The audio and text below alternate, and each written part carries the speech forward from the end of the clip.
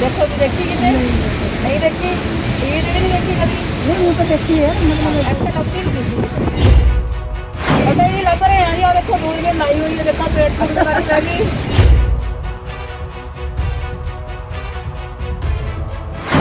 कभी नहीं देखी, कितने देखी है। 11 नवंबर को उनकी बाजू में फ्रैक्चर हुआ, तो फ्रैक्चर नहीं हुआ सॉरी, उनकी लेफ्ट बाजू जो थी वो टूट गई, उसके 2 हिस्से हो गए उस लेफ्ट बाजू के। उनके जब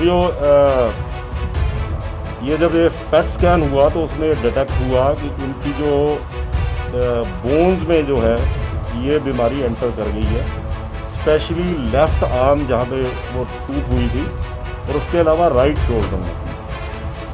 डॉक्टर्स के बाद जब ये सारी ट्रीटमेंट हुई, ये सारा डायग्नोज हुआ, तो 4 दिसंबर को उनको एयरलिफ्ट किया गया बॉम्बे में।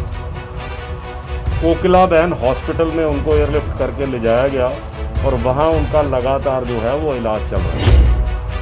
1 हफ्ता 1 रात उनको वहाँ हॉस्पिटल में रहना पड़ता है, और 1 हफ्ता अगले हफ्ते 2 घंटे के लिए फिर उनको कोई मेडिसिन जो लगती हैं उनकी डोज डिसाइड होती है। डॉक्टर अलग अलग तरीके से, मतलब अल्टरनेटिव वीक में 1 रात उनको वहाँ हॉस्पिटल में गुजारनी पड़ती है, जो अब मैं आपको वर्तमान की स्थिति बता रहा हूँ, और 1 हफ्ता उनको 2 घंटे के लिए हॉस्पिटल जाना पड़ता है।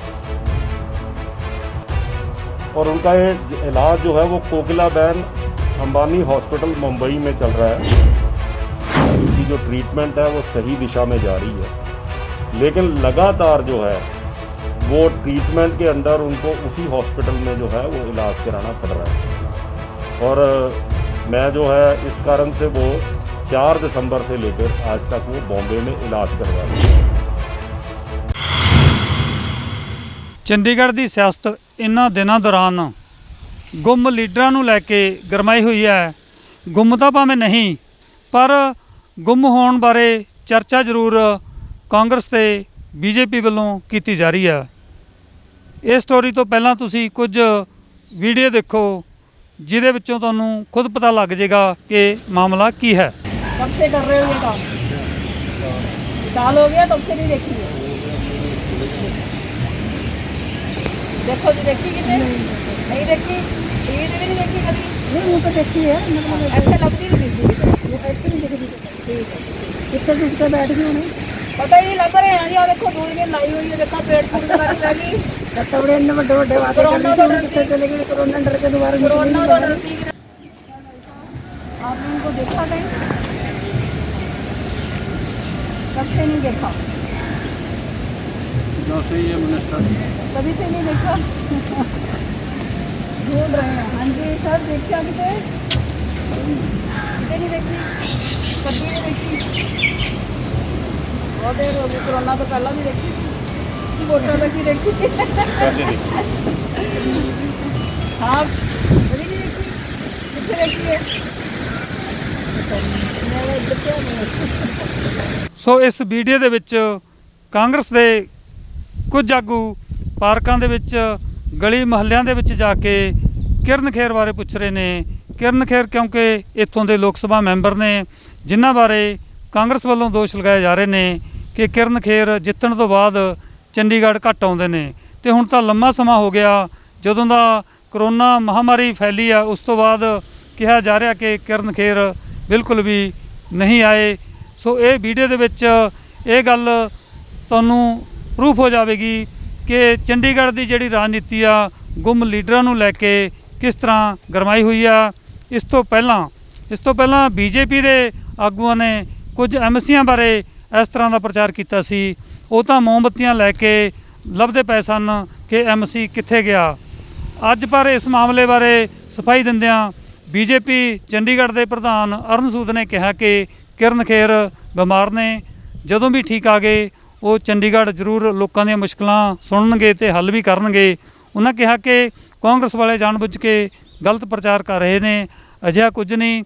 ਬੀਜੇਪੀ ਦੇ ਆਗੂ ਵੀ ਇੱਥੇ ਹਾਜ਼ਰ ਨੇ ਅਤੇ ਕਿਰਨ ਖੇਰ ਵੀ ਆਉਣ ਵਾਲੇ ਸਮੇਂ 'ਚ ਹਾਜ਼ਰ ਹੋਣਗੇ।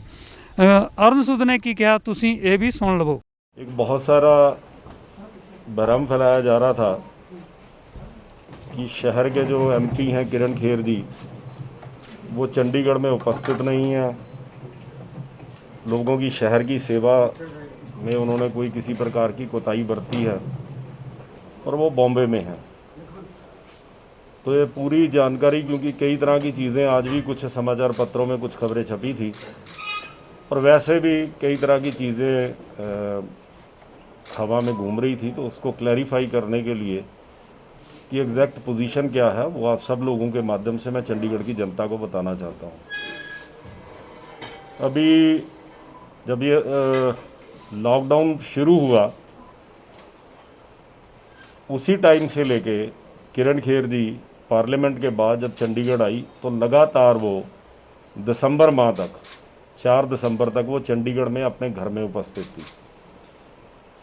इस दौरान पार्टी ने जो भी कार्यक्रम, कोरोना राहत के कार्यक्रम हमने जो सेवा ही संगठन के तहत किए, उसमें मैं समझता हूँ कि शायद कोई दिन ऐसा नहीं था जिस दिन संगठन के साथ, मेरे साथ किरण जी लगातार इन टच नहीं थी। पार्टी क्या कर रही है उसके लिए लगातार सहयोग, लगातार मार्गदर्शन जो है वो किरण जी का, हमारे सब पार्टी के ऑफिस बेरर्स का, हमारे पार्टी के सब महत्वपूर्ण लोगों का और सब कार्यकर्ताओं का उसमें सहयोग रहा। और इसी की बदौलत ही हम लोगों ने लॉकडाउन के पीरियड के दौरान 2.5 करोड़ रुपए के राहत के कार्य किए। 2.5 करोड़, जिसमें हमें जो डोनेशंस कैश एंड काइंड सारी तरह की डोनेशंस मिली, वो लोगों के सहयोग से हमने लोगों को राहत के काम किए। मोटे मोटे रूप से वो वैसे मैं आपको बता चुका हूँ, लेकिन एक बार मैं फिर रिपीट कर देता हूँ। भारतीय जनता पार्टी ने 52 किचनें चलाई, 52 कम्युनिटी किचन्स चलाई, जिसके माध्यम से भारतीय जनता पार्टी ने रोज़ 72,000 से लेके 75,000 ज़रूरतमंद लोगों तक खाने के पैकेट पहुँचाए। इसमें मैं एक अंडरलाइन कर दूं, 1.25 लाख पैकेट जो है एडमिनिस्ट्रेशन चंडीगढ़ में रोज़ बांटती थी और उसमें अकेला भारतीय जनता पार्टी का जो योगदान था वो 72,000 से लेकर 75,000 फूड पैकेट्स का रोज़ का था। और ये 52 किचनें लगातार लॉकडाउन के पीरियड और उसके कुछ दिनों बाद भी ये लगातार चलती रही। पूरे मास्क की ज़रूरत थी। चंडीगढ़ में 2,35,000 घर हैं, तो पार्टी ने तय किया कि हम 5 लाख मास्क, हर घर में 2 मास्क, 50 लाख रुपए की लागत से ये कॉटन के मास्क हमने घर घर जाकर बांटे, जहां भी ज़रूरत थी। चाहे उसमें हमारे जो फ्रंट लाइन वर्कर्स थे, एमसी के कर्मचारी थे, इवन डोर टू डोर के जो लोग थे, पुलिस के लोग थे, और आम जनता को भी हमने ये जो मास्क हैं वो 50 लाख रुपए की लागत से ये बांटे। उसके अलावा हमारे कार्यकर्ताओं ने पहले दिन से ही, जब हमें पता लगा कि पीजीआई 32 और 16 में ब्लड की कमी है, भारी कमी थी, और उस वक्त डॉक्टर्स भी इन्फेक्टेड हो रहे थे, हम लोगों ने एक रक्तदान अभियान चलाया पीजीआई के आग्रह पे। और सबसे पहले मैंने खून दान करते हुए 588 लोगों ने उस 70 दिनों के, उसके बाद तो चलता ही रहा, लेकिन वो 70 दिनों के दौरान जब लोग अपने घरों से निकलने से डरते थे, पार्टी के कार्यकर्ता 588 लोगों ने पीजीआई 32 सेक्टर और 16 सेक्टर की पूरे रक्तदान में एक भी कमी नहीं होने दी। इसके अलावा हमने हेल्पलाइन नंबर चलाया, जिसके माध्यम से लोगों की कंप्लेंट्स, चाहे भोजन देना, चाहे किसी को कोई भी ज़रूरत का सामान उन तक पहुंचाना, ये हेल्पलाइन नंबर भी भारतीय जनता पार्टी ने चलाया। इसके अलावा जितने भी लोग बाहर के प्रदेशों से थे, चाहे वो नॉर्थ ईस्ट की सिक्किम की एक लड़की थी जिसको पंजाब यूनिवर्सिटी से हमने घर पहुंचाया, 20 लद्दाख के मरीज फंसे थे, एयरफोर्स की मदद से हमने उनको एयरलिफ्ट करके उनके घरों में लद्दाख तक पहुंचाया। उत्तराखंड के लोगों को बसों से, जम्मू कश्मीर के लोगों को, श्रीनगर के लोगों को बसों से उनके घरों तक पहुंचाया। सरकार के रेल मंत्रालय की मदद से जो ट्रेनों की व्यवस्था की गई, उन लोगों को, बिहार, यूपी, पूर्वांचल के लोगों को उनको घरों तक पहुंचाने के लिए, और उन सब के लिए चप्पलों की, मास्क की, सूखे राशन की, वो सारी व्यवस्थाएं हमने प्रशासन के साथ मिलकर, प्रशासन ने भी किया, हमने भी किया। इसी प्रकार से मैंने जैसे कहा कि जो हेल्पलाइन नंबर था उसमें हमें बहुत सारे ऐसे, इवन किसी को अडल्ट डायपर चाहिए, किसी को दवाइयाँ चाहिए, एक पेशेंट में तो 37C की कॉलोनी में हमने 14,000 रुपये तक की मेडिसिन एक सिंगल व्यक्ति को भी प्रोवाइड करवाई। इस तरीके के मैं अगर गिनाऊंगा तो मैं आज वो वक्त नहीं है, बहुत लंबे जो चीज़ें हैं, जैसे मैंने कहा कि 2.5 करोड़ रुपए के राहत कार्य भारतीय जनता पार्टी ने किए। भारतीय जनता पार्टी के कार्यकर्ता जो हैं उस वक़्त एक एक कार्यकर्ता जो था वो लोगों के बीच में था, ज़रूरतमंदों के बीच में था। बापू धाम कॉलोनी में जाके सूखे राशन की जो हमने 18,000 सूखे राशन की किट्स जो है वो 1 महीने से लेके 15 दिन का सूखा राशन जो है मोदी किट के नाम से हमने दिया। बापू धाम के लोगों को हमने, पुलिस को प्रोवाइड कराया, मास्क प्रोवाइड कराए, ये सब चीज़ों को किया। लगभग 20,000 के करीब सैनिटाइज़र जो थे, चंडीगढ़ पुलिस की सारी ज़रूरत, म्यूनसिपल कॉरपोरेशन के सफाई कर्मचारियों की सारी ज़रूरत कॉरपोरेशन ने पूरी की। हमने लगातार उनको जो है इसी तरीके से पीपी किट थी वो हमने जो है 32 हॉस्पिटल में, 16 हॉस्पिटल में सब किया। सारे फ्रंटलाइन वर्कर्स का उत्साह बढ़ाने के लिए चंडीगढ़ के 28,000 परिवारों में हमारे कार्यकर्ता गए और चंडीगढ़ में जो अपने ये जो क्या कहता था यार, प्रवासी लोग हैं, हाँ, जो प्रवासी लोग जा रहे थे उनको जूते, चप्पलें, कपड़े, मास्क, चने, वो सब, बिस्किट्स, पानी की बोतलें, ये सब प्रोवाइड करी गई। और इसी प्रकार से मैंने कहा कि जो फ्रंटलाइन वर्कर्स हैं उनका उत्साह बढ़ाने के लिए नर्सेस डे पे हमने 16 सेक्टर में जाके नर्सेस के साथ उनका उत्साह बढ़ाया, उनको सेलिब्रेट नर्सेस डे किया।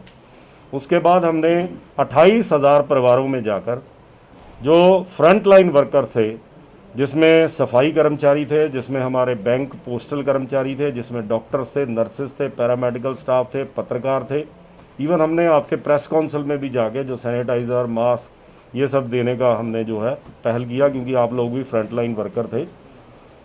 तो एक कटसी के साथ हमने वो 28,000 सिग्नेचर्स उनका धन्यवाद करने के लिए हमने उनके हेड्स को सौंपे। तो एक मोटा मोटा ये मैंने आपके सामने ये प्रारूप रखा है कि भारतीय जनता पार्टी का प्रत्येक कार्यकर्ता इस घड़ी में वो जो था इस चीज़ में था। लॉकडाउन के पीरियड के दौरान जैसे मैंने कहा कि किरण जी लगातार पार्टी के संपर्क में थी। वो उनकी एज जो है वो सीनियर सिटीज़न है, मोर देन 65 ईयर्स हैं, बहुत सीवियर उनको है डायबिटिक्स है, डॉक्टरों की एडवाइस की वजह से उनके लिए मना था, लेकिन पार्टी की तरफ से उनके साथ लगातार संपर्क, सहयोग बना के रखा गया। हम सब जानते हैं, हम सब ने प्रेस में पढ़ा होगा कि 11 नवंबर को उनकी बाजू में फ्रैक्चर हुआ, तो फ्रैक्चर नहीं हुआ सॉरी, उनकी लेफ़्ट बाजू जो थी वो टूट गई, उसके 2 हिस्से हो गए उस लेफ़्ट बाजू के। ये फ्रैक्चर नहीं था, टूट के लटक के वो अलग हो गई थी। और उससे पहले भी एक बार उनको फ्रैक्चर हुआ था। तो वो एकदम से इतना मल्टीपल फ्रैक्चर्स होना, उसकी वजह जानने के लिए जब वो 11 नवंबर को उनका जो डॉक्टर्स ट्रीटमेंट कर रहे थे, उसकी वजह जानने के लिए उनका पेट स्कैन हुआ। जो पेट स्कैन हुआ, उस पेट स्कैन में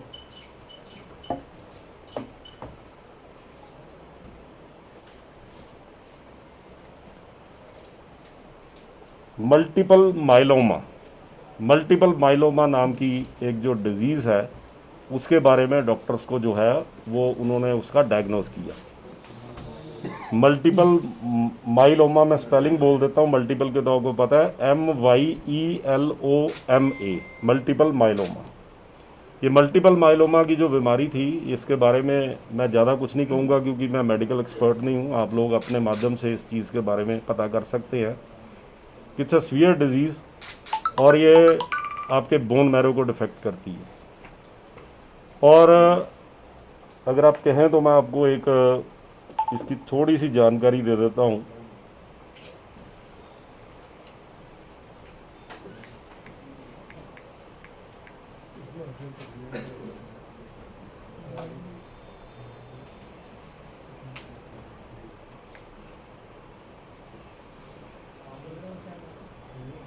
Multiple myeloma is a disease due to abnormality in white blood cells called plasma cells. The function of healthy plasma cell is to produce antibodies to fight infections. But in multiple myeloma, the plasma cell starts accumulating in bone marrow, resulting into compromise of immune system and makes bone brittle, resulting into frequent fractures. ये आप multiple myeloma का मैंने आपको थोड़ी सी एक layman language में जो है वो इसकी बारे में जानकारी दी है। इनके जब जब ये पेट स्कैन हुआ तो उसमें डिटेक्ट हुआ कि इनकी जो बोन्स में जो है ये बीमारी एंटर कर गई है, स्पेशली लेफ़्ट आर्म जहाँ पे वो टूट हुई थी, और उसके अलावा राइट शोल्डर में। डॉक्टर्स के बाद जब ये सारी ट्रीटमेंट हुई, ये सारा डायग्नोज हुआ, तो 4 दिसंबर को उनको एयरलिफ्ट किया गया बॉम्बे में। कोकिलाबेन हॉस्पिटल में उनको एयरलिफ्ट करके ले जाया गया और वहाँ उनका लगातार जो है वो इलाज चल रहा है। अभी जो पहले तो वो काफ़ी देर तक हॉस्पिटल में एडमिट रहे, लेकिन अभी उनको घर भेज दिया गया है। हफ्ते में 1 हफ्ता 1 रात उनको वहाँ हॉस्पिटल में रहना पड़ता है, और 1 हफ्ता अगले हफ्ते 2 घंटे के लिए फिर उनको कोई मेडिसिन जो लगती हैं उनकी डोज डिसाइड होती है। डॉक्टर अलग अलग तरीके से, मतलब अल्टरनेटिव वीक में 1 रात उनको वहाँ हॉस्पिटल में गुजारनी पड़ती है, जो अब मैं आपको वर्तमान की स्थिति बता रहा हूँ, और 1 हफ्ता उनको 2 घंटे के लिए हॉस्पिटल जाना पड़ता है। और उनका ये इलाज जो है वो कोकिलाबेन अंबानी हॉस्पिटल मुंबई में चल रहा है। और आप सबकी जानकारी के लिए कि ये डिज़ीज़ को जो है वो इनिशियल स्टेज पे ये डायग्नोज हो गई थी, इस कारण से वो अभी आउट ऑफ डेंजर हैं। किसी प्रकार से कोई इस तरीके की उनको अभी डॉक्टर्स की जो एडवाइस है कि उनकी जो ट्रीटमेंट है वो सही दिशा में जा रही है, लेकिन लगातार जो है वो ट्रीटमेंट के अंडर उनको उसी हॉस्पिटल में जो है वो इलाज कराना पड़ रहा है। और मैं जो है इस कारण से वो 4 दिसंबर से लेकर आज तक वो बॉम्बे में इलाज करवा रही है, और मेरी लगातार उनसे बात हो रही है। पार्टी की गतिविधियों में भी, वर्चुअल कॉन्फ्रेंसेस के माध्यम से भी वो लगातार जुड़ी हुई हैं। शायद कोई अल्टरनेटिव डे नहीं बीतता होगा जिस दिन पार्टी के लोगों से, कार्यकर्ताओं से, हाईकमान से उनकी बातचीत ना होती है। ये जानकारी मैंने आपको सिर्फ इस कारण से दी है कि एक बीमार आदमी जिसकी पार्टी, जिसकी मार्गदर्शन में, जिसके सहयोग से उसकी पार्टी ने इतना बड़ा जो है वो राहत के काम किए, और उसके बाद उनको इतने गंभीर बीमारी से गुजरना पड़ा, और उस गंभीर बीमारी का वो कोकिलाबेन हॉस्पिटल में इलाज करवा रहे हैं। अभी एक व्यक्ति को मैं समझता हूँ कि हिंदुस्तान में एक जो मेंबर पार्लियामेंट है, उसको भी ये राइट है कि जब उसको किसी प्रकार की, इस प्रकार की बीमारी हो, तो वो अपना इलाज बेस्ट से बेस्ट हॉस्पिटल में करवाने के लिए कुछ देर के लिए अपने डॉक्टरों के कहने पे अपनी हेल्थ की, अपनी जान के लिए वो अपनी ट्रीटमेंट करवा सकता है। लेकिन मुझे बड़ा अफसोस होता है, ये जानकारियां जो हैं किसी ना किसी रूप में से आप में भी और शहर में भी कुछ लोगों, क्योंकि उनकी जहाँ जो ट्रीटमेंट हुई थी वो कोई सारा PGI 32 यहाँ पे सारा चीज़ें डायग्नोज हुई थी, कुछ ना कुछ चीज़ें लोगों को पता थी, और सबको इस बात का इल्म था कि किरण जी, एग्जैक्टली तो मैंने आज आपको जानकारी दी है, लेकिन किरण जी किसी गंभीर बीमारी से जूझ रही हैं। इस कारण से मुझे आज ये मजबूरी में ये आप सब लोगों को, कि कुछ लोगों ने इस चीज़ की जो है वो ओछी राजनीति इस चीज़ के माध्यम से की है कि कोई व्यक्ति, और वो भी शहर का MP, दूसरी टर्म का MP जो है वो इतनी गंभीर बीमारी से जूझते हुए अपना इलाज करवा रहे हैं। और ये भी एक मानवता के नाते भी एक किसी व्यक्ति का ये हक है कि वो बीमारी का इलाज करवाए। तो इस कारण से, और मेरी कल ही रात उनसे बात हुई थी, वो बिल्कुल स्वस्थ हैं, और जल्दी ही उन्होंने मुझे मैसेज भी भेजा है कि अगले जो कुछ महीनों में उनकी ट्रीटमेंट जो है वो पूरी तरह से वो ख़त्म होगी, और वो सफल रूप से पूरे तरीके से स्वस्थ होकर फिर से चंडीगढ़ की जो है जनता उसकी सेवा में उपलब्ध होंगी। उतनी देर के लिए मैं आप सबके माध्यम से चंडीगढ़ की जनता को ये बताना चाहता हूँ कि भारतीय जनता पार्टी, आज भी आप देख लें, एक भारतीय जनता पार्टी है जिसने अभी जो वैक्सीनेशन का भी जब प्रोग्राम शुरू हुआ तो जन जागरण के अभियान, हेल्प डेस्क लगाना, लोगों को घरों से लेके आना, लोगों को रजिस्ट्रेशन कराना, प्रशासन से लगातार हम टच में हैं कि वैक्सीनेशन लोगों की जो है वो जो चंडीगढ़ में कुछ कमी है, जो कुछ अवेयरनेस की कमी है, जन जागरण की कमी है, उसको पूरा करें। तो मैं आपको कहीं पर भी किसी भी अपना जो फ़र्ज़ है, अपनी जो ड्यूटी है, उसमें किसी प्रकार की जो कोताही है वो नहीं हुई है, चाहे वो पार्टी हो, चाहे हमारी सांसद हों। लगातार हम लोगों की सेवा में, जो लोगों ने हम पे विश्वास जताया है हम उस पर पूरे तरीके से खरा उतरने का प्रयत्न कर रहे हैं। ਸੋ ਆਪਾਂ ਕਹਿ ਸਕਦੇ ਹਾਂ ਕਿ ਚੰਡੀਗੜ੍ਹ ਦੇ ਵਿੱਚ ਭਾਵੇਂ ਕਿਸੇ ਤਰ੍ਹਾਂ ਦਾ ਚੁਣਾਵੀ ਮਾਹੌਲ ਨਹੀਂ, ਫਿਰ ਵੀ ਚੰਡੀਗੜ੍ਹ ਦੇ ਵਿੱਚ ਸਿਆਸਤ ਗਰਮਾਈ ਹੋਈ ਹੈ। ਇੱਕ ਦੂਜੇ ਤੇ ਦੋਵੇਂ ਤਰ੍ਹਾਂ ਦੋਸ਼ ਲਗਾ ਰਹੀਆਂ ਨੇ ਕਿ ਫਲਾਣੀ ਧਿਰ ਦਾ ਜਿਹੜਾ ਐਮਸੀ ਆ ਉਹ ਗੁੰਮ ਹੈ ਜਾਂ ਫਿਰ ਲੋਕ ਸਭਾ ਮੈਂਬਰ ਗੁੰਮ ਨੇ। ਸੋ ਆਪਾਂ ਕਹਿ ਸਕਦੇ ਹਾਂ ਕਿ ਆਉਣ ਵਾਲੇ ਸਮੇਂ ਦੇ ਵਿੱਚ ਦੂਸ਼ਣਬਾਜ਼ੀਆਂ ਦਾ ਮਾਹੌਲ ਚੰਡੀਗੜ੍ਹ ਵਿੱਚ ਵੇਖਣ ਨੂੰ ਮਿਲੇਗਾ। ਕੈਮਰਾਮੈਨ ਕੁਲਜਿੰਦਰ ਸੂਦ ਦੇ ਨਾਲ ਦਰਸ਼ਨ ਸਿੰਘ ਖੋਖਰ, ਚੰਡੀਗੜ੍ਹ। ਤੁਸੀਂ ਹੈਰਾਨ ਤੇ ਜ਼ਰੂਰ ਹੋ ਰਹੇ ਹੋ ਕਿ ਇੱਕ ਬੰਦਾ ਪੈਂਟ ਕਮੀਜ਼ ਪਾ ਕੇ ਟਰੈਕਟਰ ਚਲਾ ਰਿਹਾ ਹੈ, ਖੇਤੀ ਕਰ ਰਿਹਾ ਹੈ। ਜੀ ਹਾਂ, ਦੁਨੀਆ ਬੜੀ ਤੇਜ਼ ਰਫ਼ਤਾਰ ਨਾਲ ਬਦਲ ਰਹੀ ਹੈ, ਤਾਂ ਫਿਰ ਸਾਡੀ ਖੇਤੀ ਕਿਉਂ ਨਾ ਬਦਲੇ। ਖੇਤੀ ਨੂੰ ਲਾਹੇਵੰਦ ਬਣਾਉਣ ਲਈ ਬਹੁਤ ਜ਼ਰੂਰੀ ਹੈ ਆਧੁਨਿਕ ਜਾਣਕਾਰੀ ਅਤੇ ਤਕਨੀਕ ਨਾਲ ਜੁੜਨਾ।